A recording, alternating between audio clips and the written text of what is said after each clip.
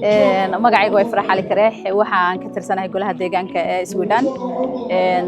2022 baan kasoo baxay xilmaan deegaan ka ahay laakiin shaqadeyda caadiga ah waxaan ka shaqeeyaa social work baan ahay waxaan runtii dahabshiil ugu hambalyeeynaya adeegyada fudud ay noo sameeyeen waxa jirta anigu app aan soo dejistay appkaasi waxaan ka dirsadaa lacagta marka aan save gareysanayo waayo waxaan jecelahay had iyo jeer inaan magaranaysa maalgashado magaalada Hargeysa guriga iga dhisan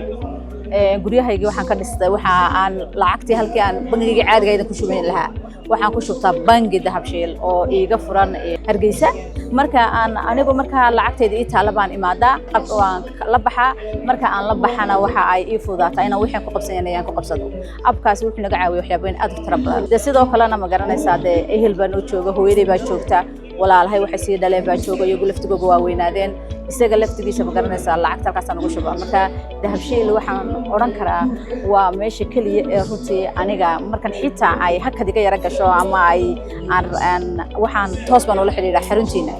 ama aan ogaado inta iigu jirto kale waxaa jirta adeegyaal fiican oo dad firfircoon iyo aqoon ku duugan tahay ayaa runtii jooga xarumihiina kala gadisan aad baan idin salaamayaa waan isku mahadsantihiin inaan aad igu soo dhaweysaan meeshiina Dahabshiil, your trusted financial partner.